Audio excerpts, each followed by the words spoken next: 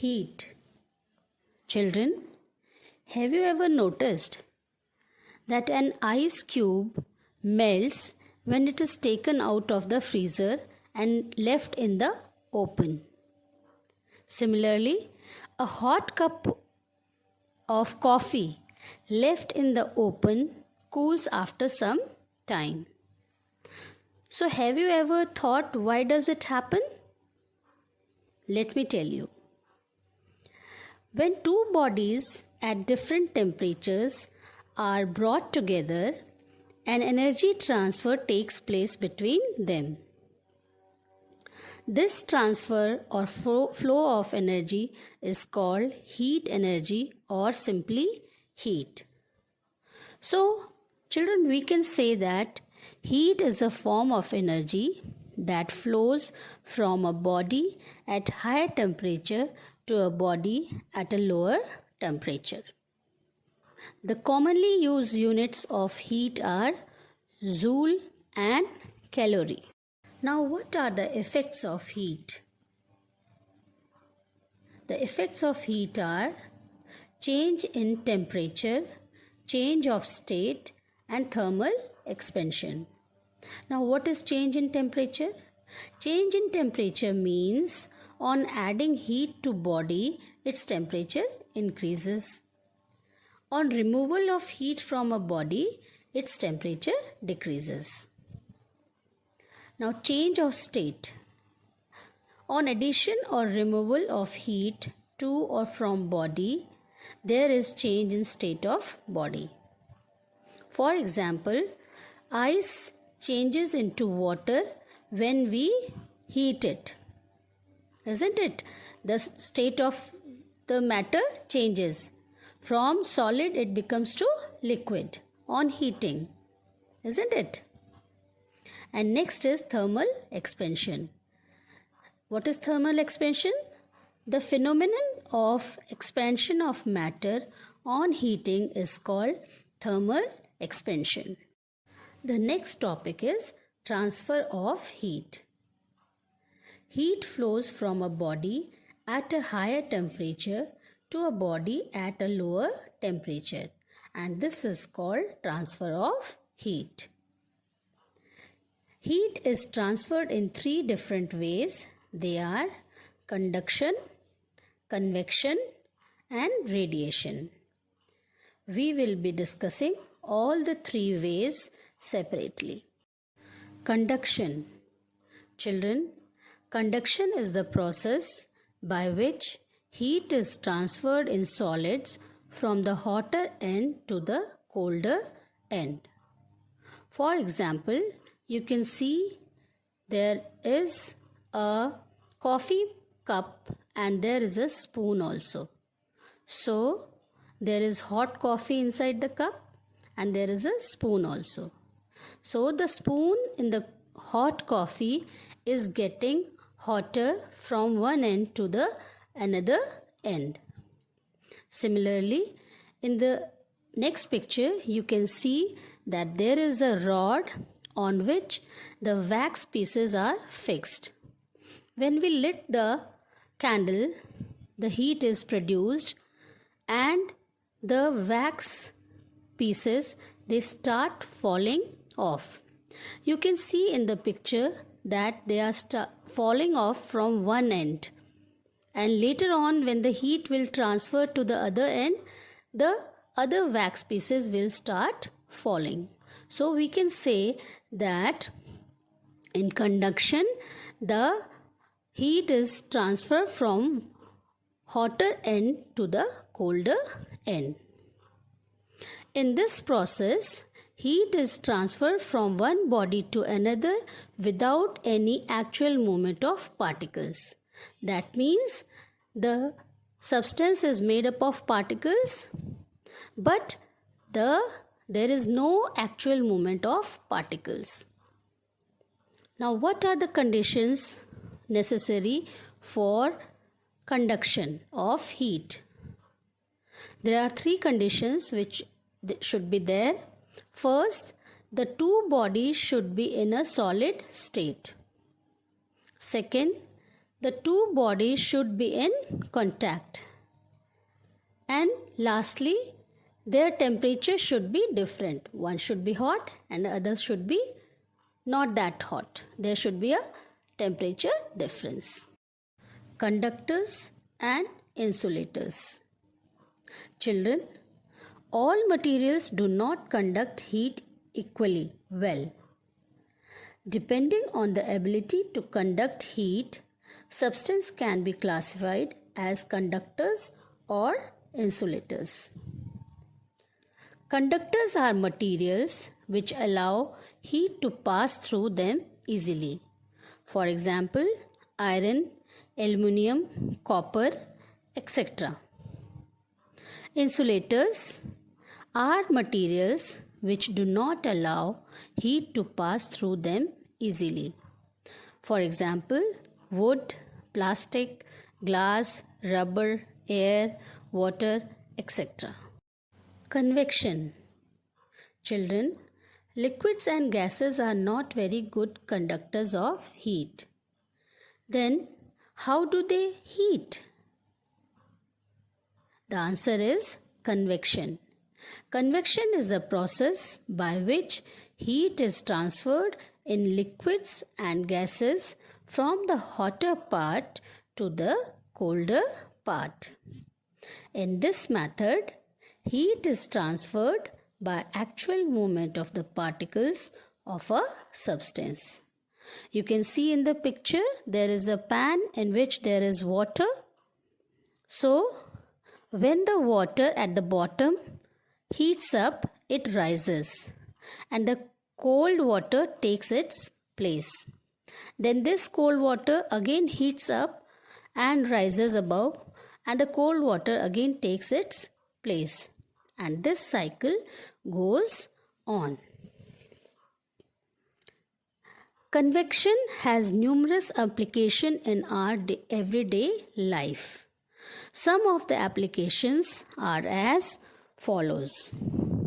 Room heaters are placed on the floor of a room or at lower level. Air conditioners are fitted at higher level in the room. Exhaust fans are fitted near the ceiling of the kitchen. Sea breeze. Children, sea breeze that blow near the coastal areas is an example of convection current in gases. During the day, the land heats up much faster than sea water. So, air above the land surface gets warmer and rises up. The cool air above the sea surface moves towards land to fill the space emptied by the rising warm air. This flow of cool air from sea towards the land is called sea breeze. Land breeze. Children, land breeze that blow near the coastal area is also an example of convection currents in gases. At night, the land cools much faster than the sea water. So, the air above the land surface is cooler than the air above the sea. The warm air above the sea surface rises up. The cool air above the land surface moves toward the sea to fill the space emptied by the rising warm air. This flow of air from land towards the sea is called land breeze. Radiation. Children, I told you earlier only that in the methods of conduction and convection, a medium is required for heat to flow. In conduction, solid medium is required, and in convection, liquid or gaseous medium is required. The molecules of the body play an important role in these processes. However, there is another mode of heat transfer called radiation, by which the heat from the sun reaches us. In this method, heat travels in the form of electromagnetic waves. This mode does not require any medium for heat to flow and can take place in vacuum. Thus, radiation is the process by which heat is transferred from one place to another without the help of any medium. For example, the heat from the sun reaches the earth by radiation. When we sit near a fire, we feel warm due to the heat radiated by the fire. All hot bodies radiate heat. Now, what are the application of radiation? Radiation finds application in many of our day-to-day life situations. During summer, we feel comfortable wearing light-colored clothes. In winter, wearing dark-colored clothes keeps our body warm. In cold and hilly areas, the outer walls and roofs are usually painted dark to keep the houses warm. Dark colored surfaces and colored surfaces. Children, dark colored surfaces absorb more heat than light colored surfaces. We will do an activity to see this. Take 2 tin cans of the same size. Paint the outer surface of one black and the other white. Pour equal amount of water in each and leave them in sunlight for about 1 hour. Measure the temperature of water in both the cans. The water in the black can is warmer than the water in the white can. This is because dark colored surfaces absorb more heat than light colored surfaces. Now children, dark colored surface, they radiate more heat than light colored surfaces. And we will see this by performing one more activity. In this activity, we will take 2 tin cans of the same size. Paint the outer surface of one black and the other white. You can take the same containers which you used in the previous activity. Pour equal amounts of hot water of the same temperature, say 60 degrees Celsius. Leave them in a room or shade for 10 to 15 minutes. So you have taken 2 containers, one is black from outside and one is white from outside, and you have poured equal amount of water and at the same temperature. Now leave them in a room or shade for 10 to 15 minutes. Measure the temperature of water in both the cans.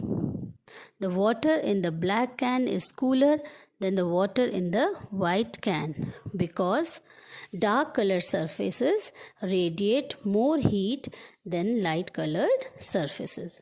So dark colored surfaces, they absorb and radiate more heat than light colored surfaces.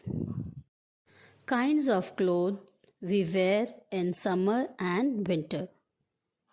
Children, as I explained you earlier also, that dark colored surfaces absorb and radiate more heat than light colored surfaces.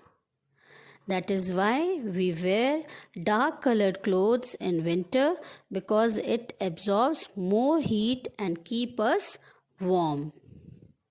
We wear light colored clothes in summer because it reflects most of the heat and keeps us cool.